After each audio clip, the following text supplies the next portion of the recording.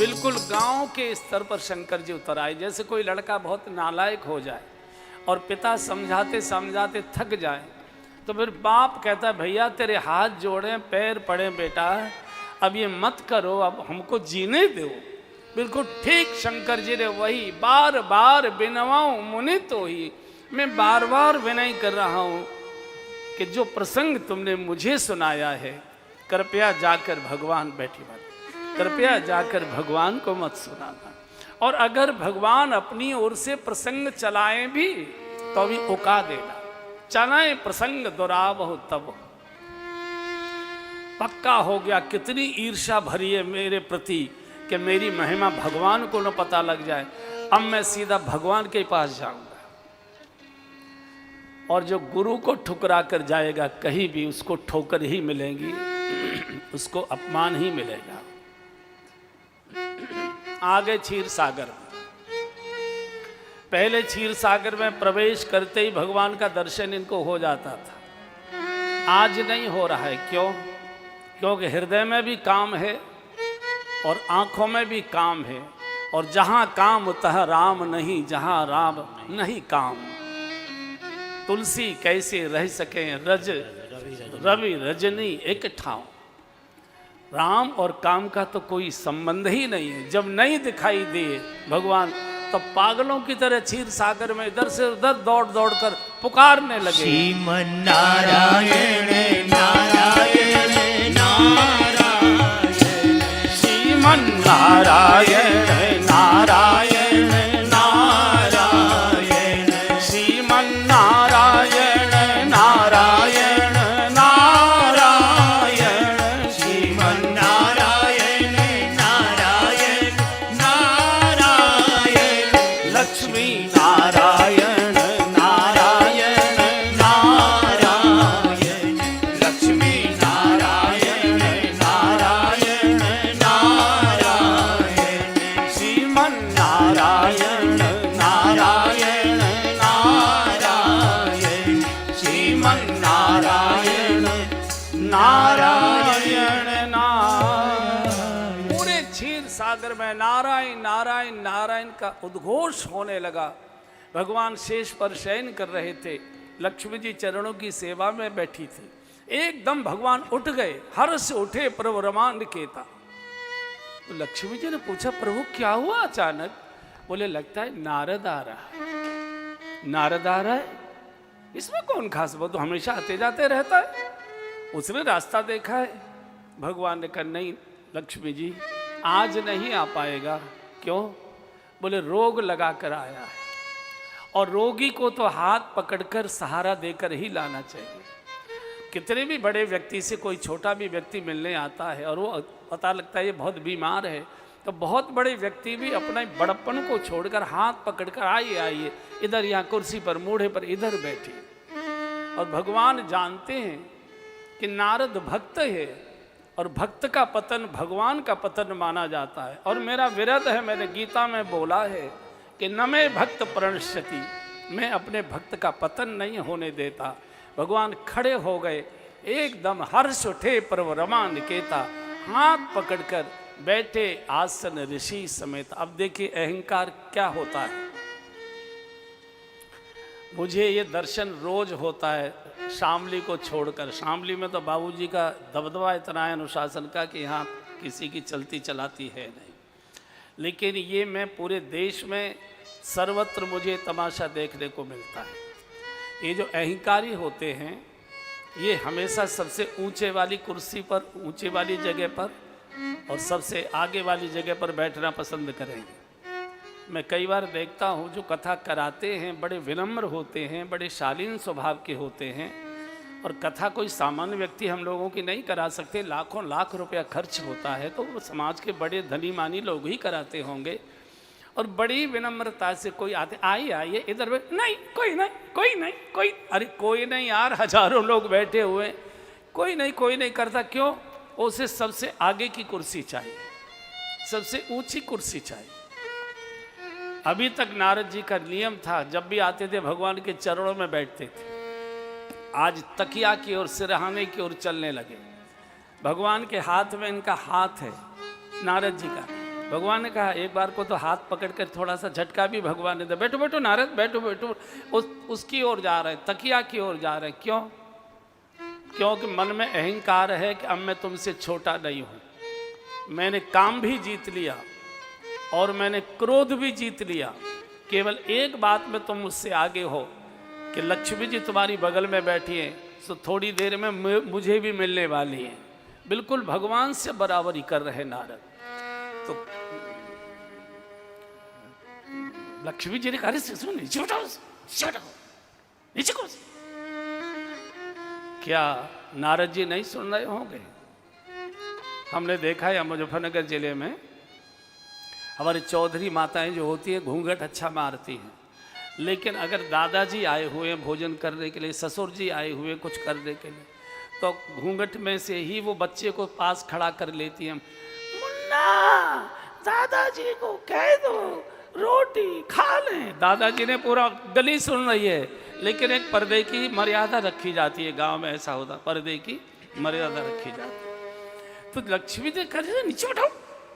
क्या नारद जी नहीं सुन रहे होंगे? भगवान ने कहा लक्ष्मी जी नारद चरणों में बैठने नहीं आया, नारद मेरे सिर पर बैठने आए। और अहंकारी को अगर आपने उसके सम्मान के अनुरूप आसन नहीं दिया तो कोई नहीं करके निकल जाएगा बाहर, बैठे गए।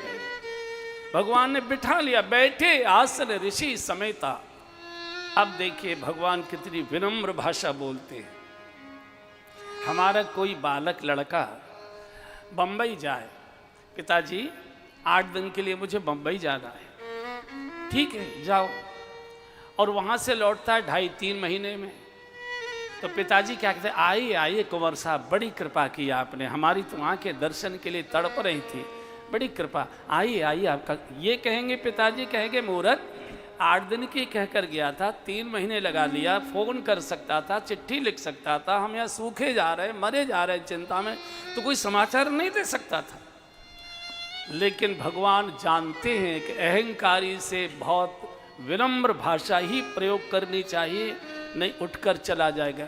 भगवान की भाषा देखिए, बोले भी हंसी चराचर राया, बोले भी हंसी चराचर राया, बहुते दीनन कीन मुनि दाया, बहुते दीनन कीन मुनि। घटना घट गई। काम चरित नारद सब भाखे, काम चरित नारद सब भाखे, यद्यपि प्रथम बरजी शिव राखे, यद्यपि प्रथम बरजी शिव राखे, अति प्रचंड रघुपति के माया, अति प्रचंड रघुपति के माया, जेहि न मोह अस को जग जाया, जेहि न मोह अस को जग जाया। आजी बोले भी हंसी चराचर राया, बोले भी हंसी चराचर राया। मुस्कराकर भगवान ने कहा ईश्वर बहुत दिनों के बाद दर्शन दिए आपने, बहुत बड़ी कृपा की। आप कहाँ रहे? एकदम उखड़ गए नारद जी, बोले ससुराल में पड़े रहते हो, तुमको मालूम है दुनिया में क्या हुआ? क्या हुआ कुछ पता नहीं लग रहा है, चूंकि 2-3 साल से तो कोरोना ने आना जाना बंद कर दिया है, मोबाइल भी काम नहीं कर रहा है, कोई सूचना समाचार मिल नहीं रहा है। क्यों कोई खास बात हो गई? बोले खास बात नहीं हुई। वो कामदेव आया, हम भजन कर रहे बैठे, आजकल आपका भजन करना भी मुश्किल है। वो कामदेव आया, कितने प्रकार की अप्सराओं को, नृत्यांगनाओं को, गायकों को, वादकों को लेकर, क्या उनके ठुमके, क्या उनकी लटकन, क्या उनकी मटकन, क्या उनके कंठ, क्या उनके सुरीले गीत, मजाल है जो हिला देता।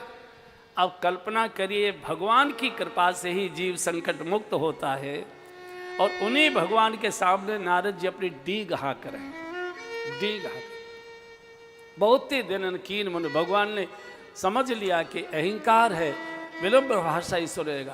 काम चरित नारद सब, यद्यपि प्रथम बरज, यद्यपि शंकर जी ने मना कर रखा था कि ये चर्चा जो तुम मुझे सुना रहे हो ये नारायण प्रभु को मत सुनाना, लेकिन अति प्रचंड रघुपति कई माया। भगवान कैसे कब भजन करे, वो तो आई, क्या उनके रूप थे, क्या उनके स्वरूप थे, क्या उनके श्रृंगार थे, क्या उनकी मटकन, क्या उनके ठुमके थे। मैं निवेदन कर रहा हूं बंधुओं, मनुष्य तन से कहाँ बैठा है ये बहुत महत्व की बात नहीं है, मनुष्य का मन कहाँ बैठा हुआ है ये महत्व की बात है। तन की यात्रा केवल चिता तक होती है, तन की जो यात्रा होती है वो चिता तक होती है। अगला जन्म, अगली योनि मन के अनुसार ही हुआ करता है। हमारा मन कहाँ अटका हुआ है, इसी के आधार पर हमारा अगला जन्म होगा, अगली योनि होगी। भगवान की बिल्कुल बराबर में बैठे हुए हैं और क्या दिखाई दे रहा है? भगवान नहीं दिखाई दे रहे, वो अप्सराएं दिखाई दे रही हैं, वो नृत्यांगनाएं दिखाई दे रहे हैं, उनके ठुमके दिखाई दे रहे हैं, उनके गीत सुनाई दे रहे हैं, उनके वाद्यंत्र दिखाई दे रहे। इसी को ध्यान कहा है, इसी को ध्यान कहा है। आंख बंद करने को ध्यान नहीं कहते, खुली आंखों से भी ध्यान लगता है। बंद आंख से तो लग ही जाता है, लेकिन खुली आंखों से आप यहाँ मेरे सामने पंडाल में शामली के इस मंडप में बैठे हैं, जे फार्म के इस कथा मंडप में बैठे हैं, लेकिन यहाँ बैठे बैठे आपको अपना घर दिखाई दे रहा है, अपना ड्राइंग रूम, कमरा, बेडरूम दिखाई दे रहा है, कमरे में रखी हुई खड़ी हुई गोदरेज की अलमारी दिखाई दे रही है। उस गोदरेज की अलमारी की चाबी तकिया के किस कोने में छुपा कर आए हैं ये भी आपको यहाँ दिखाई दे रहा है।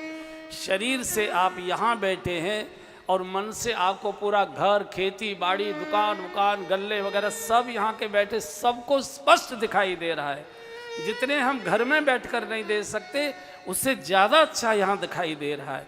यही ध्यान है बंधु, और कोई ध्यान नहीं है। जैसे भजन में बैठे, कथा में बैठे हमको घर परिवार, दुकान मकान दिखाई देता है, ऐसे दुकान मकान खेत की मेड़ पर बैठकर हमको भगवान की लीलाएं दिखाई देने लग जाए, इसी परम अवस्था का नाम ध्यान है और कोई ध्यान नहीं। ये कब होगा?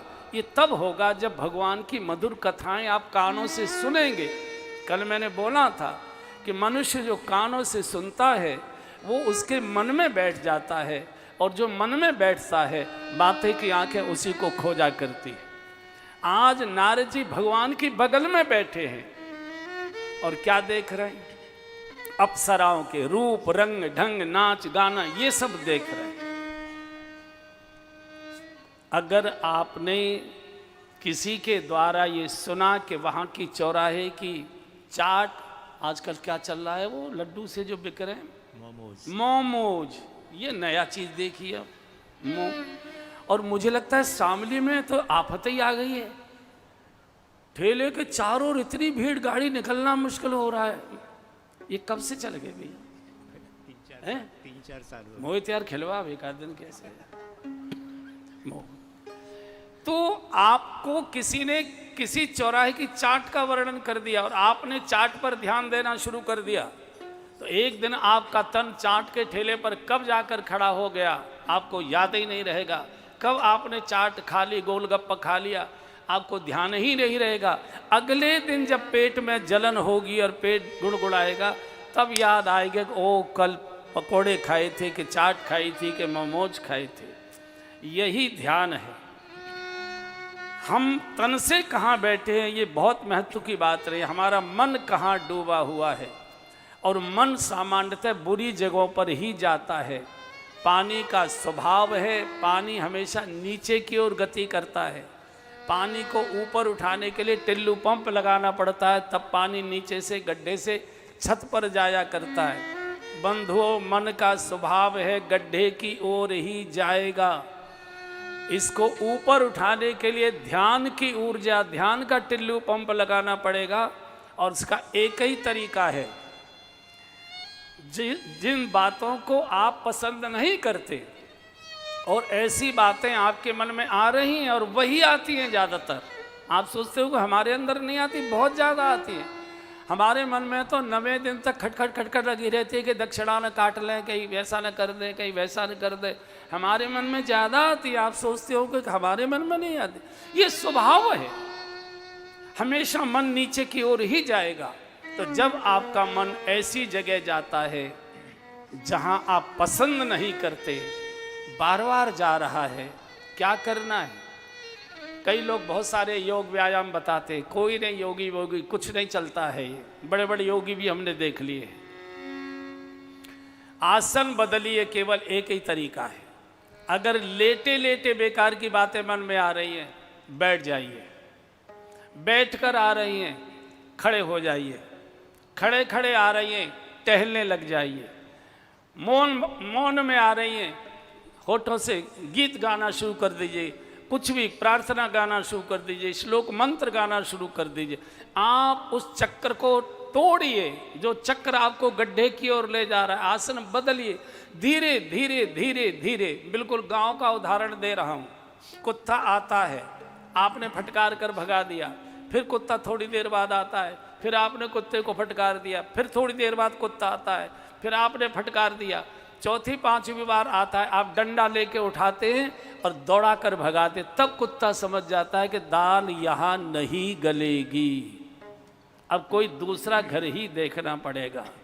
ये जो आंख बंद करके हम भजन करते हैं, ये लगता है कि हमने भजन किया है, ध्यान किया है। 30-30, 40-40 साल पुरानी गालियां याद आ जाती है कि उसने उस समय ये बोला था, उसने ये किया था, उसने ये किया। इसलिए हमेशा भजन को बोल कर ही करिए। भजन होठ बंद करके जब भी आप करेंगे, आपका मन इधर उधर जाएगा ही। ब्रह्मा भी उसको रोक नहीं सकता। कोई लोग कहते हैं कि गुरु मंत्र बोल कर नहीं करना चाहिए, वो गलत कहते हैं, उनको मालूम ही नहीं है। उनसे पूछिए कि गुरुजी ने जब मंत्र दिया था तो कान में बोल कर दिया था या इंजेक्शन लगा कर दिया था? आखिर गुरुजी ने भी तो कान में बोला ही होगा ना। अब पूछेंगे कैसे, कितना बोलें, कितना बोलें? तो मालकिन जब मेहरी को फटकार लगा देती है और मेहरी जब पोछा लगाती है घर में और झाड़ू बुहारी लगाती है, जितनी देर से जोर से वो बुदबुदाती है, बस इतनी जोर से ही बोलो। आप ही बोलें और आप ही सुनें। लेकिन बिना बोले अगर आपने माला जपी पाठ की आंखों से, आपको लगेगा कि आज हमने बहुत बड़ा पाठ कर लिया, पूरा सुंदरकांड पढ़ लिया, एक अक्षर भी आपको याद नहीं आएगा कि क्या पढ़ लिया, क्योंकि मन आपका दूर चला जाएगा। इसलिए इस कलयुग में भगवान थोड़ा ऊंचा सुनता है। इस कलयुग में भगवान को सुनाने के लिए शंख बजाए जाते हैं, घंटा घड़ियाल बजाए जाते हैं, मजीरे बजाए जाते हैं, तालियां बजाई जाती हैं, होठों से जोर जोर से गाया जाता है, ठुमके भी लगाए जाते हैं, तब कलयुग का भगवान सुनता है। इसलिए नारद भगवान की बगल में बैठे हैं और डूबे हैं अप्सराओं के रूप रंग ढंग, गायन में मटकन में डूबे हैं। तो भगवान ने कहा, नारद अरे तुम्हारा काम क्या बिगाड़ सकता है? बोले नहीं भगवान, सब आप ही की कृपा है। लेकिन भगवान समझ गए कि नारद में अहंकार आ गया, और अहंकार अगर आता है तो भक्त का पतन होता है। और भगवान कहते हैं, न मे भक्त प्रणश्यति, मैं अपने भक्त का पतन नहीं होने देता। यहाँ से नारद जी ने सोचा अब यहाँ क्या करेंगे, जरा 2-4 जगह और स्वागत समारोह में भाग ले लेते। भगवान ने नई माया रच दी नारद जी को बचाने के लिए। यहाँ से जब नारद जी चले तो रास्ते में भगवान ने एक बहुत सुंदर नगर बसा दिया। तो खेत में किसान काम कर रही, तो नारद जी ने पूछा, भाई ये किस राजा का नगर है? जबकि इसी रास्ते से गए थे, इसी रास्ते से गए थे, तब कोई नगर नहीं था। इनको अकल में आना चाहिए था कि नया नगर कहाँ से आ गया। किसानों ने कहा, ये शील निधि नाम के राजा का नगर है। भाई ये पंडाल वंडाल कैसे लगे? बोले उनकी बिटिया है विश्व मोहिनी, आज उसका स्वयंवर है, तो उसकी सब तैयारी हो रही। अब देखिए विश्व मोहिनी आ गई, काम भीतर बैठा हुआ था, जागा हुआ। विश्व मोहिनी कानों से सुनाई पड़ गई, मन कर आया कि चलो देखें तो सही कैसी है। मेरा सिद्धांत पूरा आ रहा है, जो हम कानों से सुनते हैं वही मन में बैठ जाता है, और जो मन में बैठा होता है आंखें उसी को देखने के लिए पागल हो जाया करती है। राजा ने बहुत स्वागत सत्कार किया। आइए ऋषवर, आज मेरा बड़ा सौभाग्य कि आपका शुभागमन हुआ। आज मेरी बेटी का स्वयंवर है, उसे भी आशीर्वाद दे दीजिए। तो विश्व मोहिनी को बुलाया गया, सखियां विश्व मोहिनी को लेकर आई, और जैसे ही विश्व मोहिनी को देखा, देखी रूप मुनि बिरती बिसारी, देखी रूप मुनि बिरती बिसारी, बड़ी बारी लगी रहे निहारी, बड़ी बारी लगी रहे निहारी। अभी काम हृदय में बैठा था, अब काम शरीर के रूप में सामने आकर खड़ा हो गया, और अब स्पर्श की इच्छा होने लगी। राजा ने कहा जरा हाथ देखो हमारी बिटिया का, और जैसे स्पर्श आया पागल हो गए। जो बोलना चाहिए था वो तो बोल नहीं रहे, कहना चाहिए था इसका जो वर्णन करेगा वो अनंत कोटि ब्रह्मांड का नायक होगा, चराचर जगत का स्वामी होगा, परात्पर परब्रह्म परमेश्वर होगा, सारा जगत उसका वंदन भजन करता होगा। बोलना ये चाहिए था, क्या बोलना है? इससे जिसका विवाह होगा वो अनंत कोटि ब्रह्मांड का नायक बन जाएगा, सारे चराचर जगत का स्वामी बन जाए। उल्टा बोलने लगे और मन मन में सोचने लगे ये शादी तो मेरी होनी चाहिए, ये शादी तो इससे मेरी। इतने बड़े तपस्वी ऋषि, चूंकि जो मन में बैठा था वो आंखों के सामने आ गया, स्पर्श का सुख मिल गया, भोग की इच्छा हो गई, और ये इस रूप से तो शादी करेगी नहीं। खूंसट सा मेरा रूप है, जटा जूट है। तो हरिसन मांगऊं सुंदर तारी, हरिसन मांगऊं सुंदर तारी, हरिसन मांगऊं सुंदर ताई, हरिसन मांगऊं सुंदर ताई, होई जात गहरू अति भारी, होई जात गहरू अति भारी। भगवान से आज तक मैंने कुछ नहीं मांगा, हमेशा उनका गुणानुवाद गाया है, और मेरे भगवान से ज़्यादा मेरा कोई हितैषी नहीं है, इसलिए भगवान से रूप मांगता हूँ। चूँकि वो तो अति सुंदर सुचि सुखद सुशीला हैं, अति सुंदर है। अब सोचा कि क्षीर सागर तक जाऊंगा और लौट कर आऊँगा, इतने में तो स्वयंवर हो जाएगा, तोता हाथ से उड़ जाएगा। अब क्या करूँ?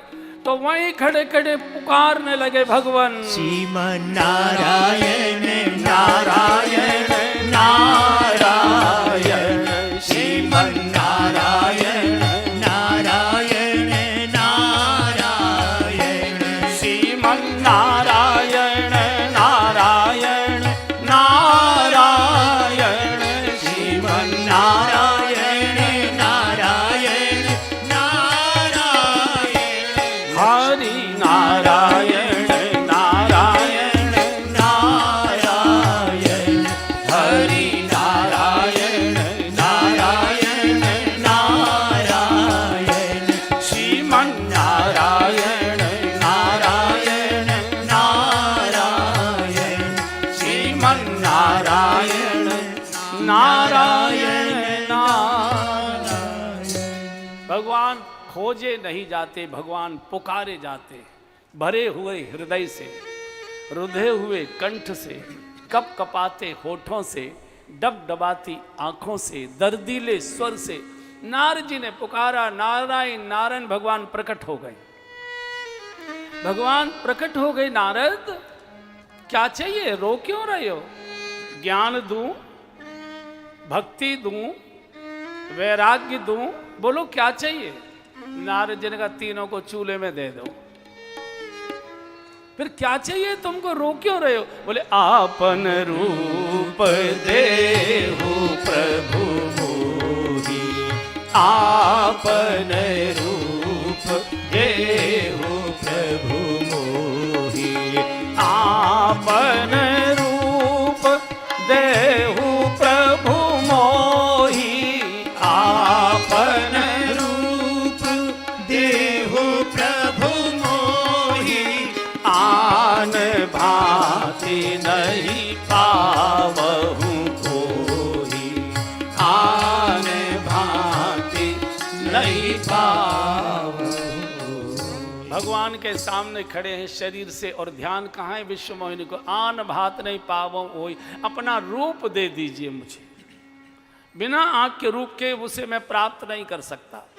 लेकिन साधु का उपहास न हो जाए, इसलिए भगवान ने अपनी माया से नारद जी के मुख से एक बड़ी सुंदर चौपाई बुलवा दी, और जिनको ये समस्या है कि हम क्या भजन करें, क्या पाठ करें, क्या पूजा करें, क्या मंत्र जपें, वो हमेशा इस चौपाई को जपते रहिए, बेड़ा पार हो जाएगा। भगवान ने नारद जी के मुख से बुलवाई है कि जेहि विधि नाथ हो यही मोरा, जेहि विधि नाथ हो यही मोरा, जेहि विधि नाथ हो यही मोरा, जेहि विधि नाथ हो यही मोरा, करहु सुबेगी दास में थोड़ा, करहु सुबेगी दास में थोड़ा। ये चौपाई बड़ी मार्मिक है, ये महामंत्र है एक प्रकार का मानस का। जय विदन, हमको मालूम नहीं है कि हमारा हित और अहित किसमें है, प्रभु जिसमें मेरा हित होता हो वो करिए, लेकिन पहले मांग लिए आपन रूप देव प्रभु मोहि, आन भांत नहीं पा। भगवान सामने खड़े, ध्यान में विश्व मोहिनी है। फिर बोल रहा हूँ, शरीर कहाँ मंदिर में खड़ा है महत्व की बात नहीं, मन कहाँ अटका हुआ ये महत्व की बात। क्या करोगे? बोले शादी करूंगा। अरे नारद शादी? मैं नहीं देख ले शादी करके कितना रोया हूं, रावण चुरा के ले गया था जानकी जी को, क्या मेरी दुर्दशा हो गई थी, हैं? शादी करके कोई प्रसन्न, कोई सुखी हुआ है कि तूने कोई देखा है? जा पूछा शामली वालों से। भले ही पहले तो मटक के गधे पर बैठ के चले जाएंगे, फिर देखो क्या बीतती है, मुश्किल होती है। पागल मत हो, बोला नहीं जवानी तो भजन पाठ में कट जाएगी और बुढ़ापे में कौन उठाएगा बिठाएगा, मन लगाने के लिए कोई न कोई तो चाहिए, मन की किससे बात कर। भगवान ने कहा नारद तुमने जो दूसरी बात की है, जय विद हो यही परम हित, तो तुम जय विदनाथ हो हित मोरा, आप अपने हित की बात बोल रहे हैं, तो नारद मैं तुम्हारे हित नहीं, मैं परम हित की बात बोल रहा हूं। जय विधि हो यही परम हित, और नारद सुनहु तुम्हार, सोई हम करवन आन कछु, वचनन मृषा हमार। नारद तुम हित की बात कर रहे हो, हम तुम्हारा परहित करेंगे, जैसे तुम्हारा परहित होता हो। जय विद हो यही परम हित, नारद सुनो तुम्हार, सोई हम करबन आन कछु, वचनन मृषा हमार। भगवान ने 3 रूप नारद जी को दे दिए। नारद जी जब स्वयं अपना चेहरा मोहरा देखेंगे हाथ फिरा के, तो भगवान नारायण जैसा अति सुंदर सुच सुखद सुंदर रूप दिखाई देगा, अनुभव में आएगा। नारद जी को जब समाज के लोग देखेंगे तो नारद जी ऋषि के रूप में दिखाई देंगे, और नारद जी जब विश्व मोहिनी के सामने प्रकट होंगे और विश्व मोहिनी आकर देखेंगी तो नारद जी मरकट बदन भयंकर देही दिखाई देंगे। एक ही व्यक्ति के कई रूप होते हैं बंधुओं, आप कहेंगे ये तो हो ही नहीं सकता, एक व्यक्ति कैसे कितने रूप बना लेगा। हम लोग जरा अपने गिने, हम अपने गिने, जब हम अपने मालिक के सामने खड़े होते हैं तो रूप कोई और होता है, जब हमारा नौकर हमारे सामने आकर खड़ा होता है तो रूप हमारा कोई और होता है। जब हमसे कोई कर्जा लेकर जाता है, कर्जदार सामने खड़ा होता है तो रूप और होता है हमारा। जब हम कर्जा लेने जाते हैं किसी के सामने तब उस समय रूप हमारा और होता है। आगे बोलेंगे नहीं, बहुत बुजुर्ग बड़े लोग बैठे हैं, दिल्ली विल्ली होती तो मैं बोल भी देता। तो एक ही व्यक्ति के कितने रूप हुआ करते हैं। नारद जी आ गए मंडप में, सबसे पहले वाले सोफे पर बैठ गए। चूंकि माला तो मुझे ही पड़ेगी, भगवान का रूप है, तो जल्दी से बिना भीड़ से, चूंकि सब लोग बधाई देने के लिए आएंगे तो मैं भीड़ भड़क्का से निकलकर सीधी ऊटी की टिकट कराऊंगा, सीधे हम लोग घूमने निकल जाएंगे। तो पहले सोफे पर नारद जी आकर बैठ गए। अब देखिए राक्षस प्रवृत्ति कैसी होती है। ये गण जो शंकर जी के दो गण थे, जब शंकर जी समझा रहे थे तो दोनों खड़े खड़े सुन रहे थे। इन्होंने जब सुना किसी के द्वारा कि नारद की फजीयत होने वाली है, भगवान ने उसको फजीयत में फंसा दिया, तो दूसरे की फजीयत देखने का जिनको स्वाद होता है, दूसरे की घर की लड़ाई अपना काम छोड़कर देखने भागते हैं। पता तो तब लगता है जब अपने घर में होती है और कोई दूसरा देखता है, तब कितना क्रोध आता है। ये कैलाश से चलकर आए दोनों गण काय के लिए, नारद जी की फजीयत देखने के लिए इतनी दूर से चलकर आए और दाएं बाएं बैठ गए और आपस में इतनी जोर से चर्चा करने लगे कि केवल नारद जी सुने। बोले भैया, मालिक के साथ हम सारी दुनिया में गए, सभी ब्रह्मांडों में गए, सभी लोकों में गए, पर ऐसा सुंदर दूल्हा हमने नहीं देखा। हमको तो ऐसा लगता है कि विश्व मोहिनी इसी का वर्णन करेगी, वो किसी और राजा की ओर देखेगी ही नहीं। बस इतनी जोर से बोल रहे हैं कि ताकि नारद जी सुने बस। और नारद जी भी सीधे हो जाते, दक्ष में बैठ जाते, ऐसे ऐसे कहते हैं हाँ ये सुंदर तो है। घंटा बजा, कन्या को मंडप में प्रवेश कराया जाए। ब्राह्मणों ने राजा को आज्ञा दे दी, बिटिया को लाइए। नगाड़े बजने लगे, वाद्यंत्र बजने लगे और सुंदर श्रृंगार किए हुए विश्व मोहिनी को उसकी सखियां दो तीन ने इधर से पकड़ा, दो तीन ने इधर से पकड़ा और धीरे धीरे धीरे धीरे मंडप में प्रवेश करे। सब राजा एकदम कमर सीधी करके बैठ गए दक्ष में। दाईं ओर की पहली कुर्सी पर नारद जी बैठे थे। जैसे ही उसने प्रवेश किया, दाईं ओर की कुर्सी पर देखा मरकट बदन भयंकर देही, खों खों करता हुआ एक भयानक बंदर बैठा है। एकदम लौट गई और कहा सखियो, पापा जी से कहो इस बंदर को निकालो यहाँ से, कहाँ से अपशकुन आ गया।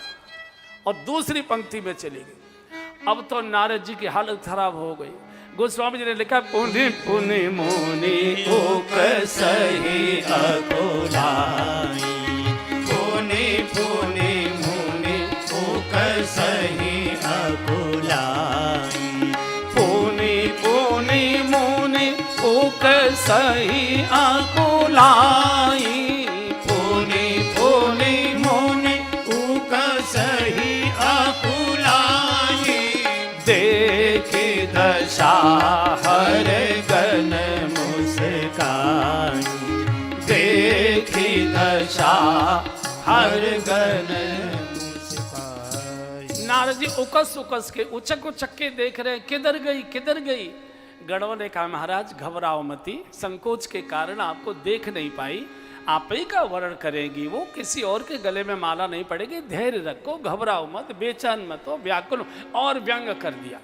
और दूसरी पंक्ति में बीच में भगवान नारायण राजकुमार के वेश में बैठे थे और एकदम जाकर विश्व मोहिनी ने नारायण के गले में माला डाल दी। दुल्हे ने ले गए लक्ष्य निवासा, नव समाज सब भयउ निराशा। एकदम जय जयकार। नारद जी ने जब देखा कि ये तो स्वयंवर हो गया, ये कैसे हो गया, उतने परेशान हो गए।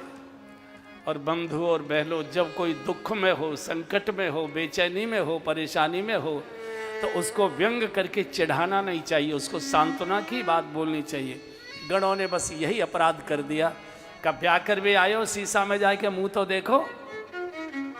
नारद जी तो पहले से ही क्रोध में थे, बेचारे परेशान थे, और उन्होंने व्यंग और कर दिया, एकदम श्राप दे दिया, तुम साधु का उपहास करते हो, जाओ भयंकर राक्षस बनोगे। और जो साधु का उपहास करेगा वो तो राक्षस प्रवृत्ति का ही होगा। और यहाँ से नारद जी क्रोध में सीधे चले हैं कि पहले बैकुंठ में जाकर इस नारायण को ही देखना है कि मैंने जीवन भर इसका गुणगान किया और मेरे साथ इतना बड़ा धोखा, मेरे सारे समाज में अपयश करा दिया, बदनामी करा दी।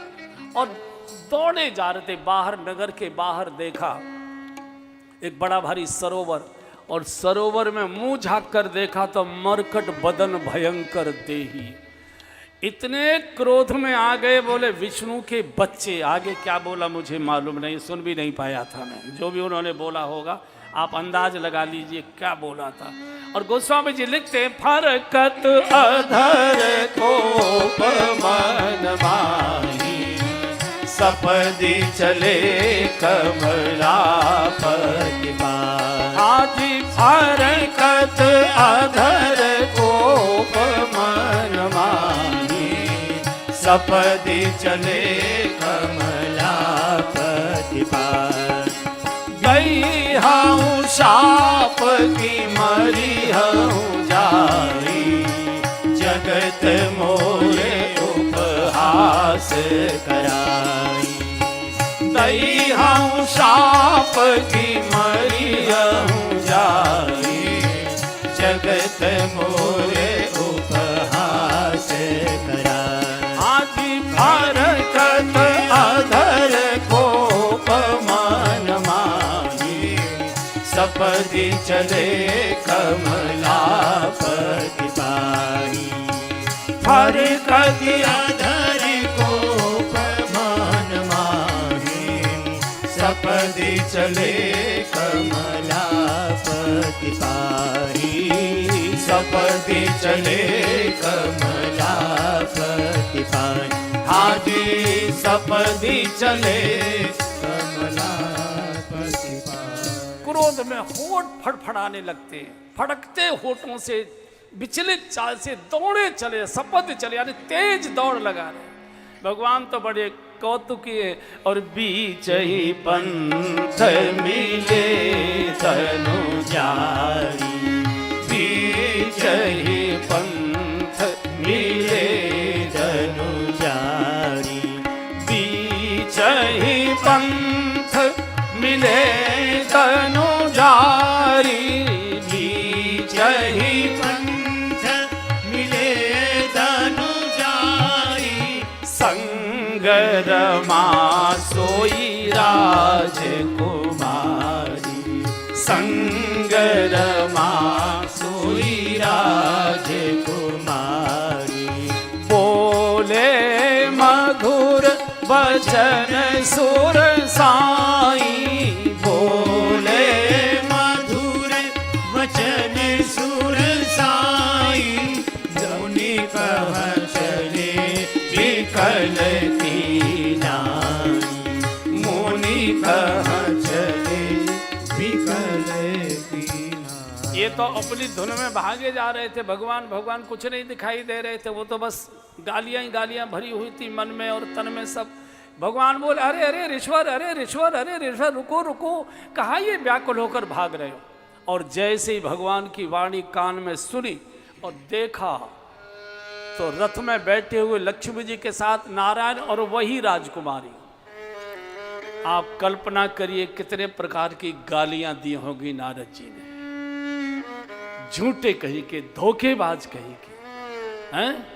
जीवन भर मैंने तुम्हारा गुणगान गाया, चारों ओर मैंने तुम्हारी लोगों को कथाएं सुनाई, जीवन में कभी कुछ मांगा नहीं। एक बार मेरी इच्छा हुई, एक काम के लिए मैंने आपसे कहा, मना कर देते। जगत मोर उपहास कराई, सारे जगत में मेरी नाक कटवा दी, मैं मुंह दिखाने लायक नहीं, गाली पर गाली, गाली पर गाली। लक्ष्मी जी बोली, प्रभु ये बाबा इतनी गाली दे रहा है, रोको ना इसको। बोले, नहीं लक्ष्मी तुम मत बोलो, बाबा गाली नहीं दे रहा, बाबा रस्म पूरी कर रहा है। बोले, क्या मतलब? बोले, शादी के समय गालियाँ गाई जाती हैं, माताएं गाली गाया करती हैं, तो वहाँ से हम जल्दी निकले आए, तो वो रस्म पूरी करने के लिए नार दिया। और गाली देते देते यहाँ तक कह दिया कि जैसे मैं स्त्री के विरह में आज तड़प रहा हूँ, रो रहा हूँ, एक दिन तुम भी स्त्री के विरह में ऐसे ही तड़पोगे, ऐसे ही रो। और साधु के शाप को तो भगवान ने प्रसाद समझकर शीश पर धारण कर लिया, माया को समेट लिया। नहीं तह रमान राजकुमारी, न रथ है न लक्ष्मी जी हैं, न विश्वमोही ने, भक्त और भगवान दो केवल खड़े। और जैसे ये लीला देखी, नारद जी चरणों में गिर पड़े। नहीं प्रभु, नहीं प्रभु, मेरी वाणी असत्य हो जाए, असत्य हो जाए प्रभु, मेरा श्राप असत्य हो जाए। भगवान ने कहा, नारद, साधु क्रोध में भी कभी श्राप नहीं देता, श्राप में भी साधु का आशीर्वाद ही रहता है। अगर तुम श्राप देते तो ये कहते कि जैसे मेरी शादी नहीं हुई ऐसे ही तुम्हारी भी शादी नहीं होगी। कम से कम तुमने कहा कि स्त्री के वियोग में तड़पोगे, इसका मतलब शादी तो मेरी होगी ना। साधु कभी श्राप नहीं देता, किसी को आशीर्वाद ही नहीं। प्रभु ये क्या हो गया, अब मैं कैसे, मुझे कैसे हृदय को शांति मिलेगी। जिनका मैंने जीवन भर गुणगान गाया, उनको मैंने कैसी भद्दी भद्दी गालियां दी हैं, इस जलन से मुझे कैसे शांति मिलेगी। भगवान ने कहा, नारद जी, एक सिद्धांत है, जिसका अपराध किया जाता है क्षमा करने का अधिकार उसी को होता है, कोई दूसरा क्षमा नहीं कर सकता। हम अपराध जिसका करते हैं, ये हो सकता है कि कोर्ट हमारी सज़ा कम कर दे, सज़ा माफ़ कर दे, सज़ा न करे, छोड़ दे, लेकिन जिसका हमने अपराध किया जीवन भर उसके हृदय में हमारा अपराध बैठा रहता है, याद बना रहता है। तो जिसका तुमने अपराध किया है वही क्षमा कर सकता है, कोई दूसरा क्षमा नहीं कर सकता। हमारा स्वभाव हो गया, अपराध हम किसी का करते हैं, क्षमा हम कहीं जाकर मांगते हैं।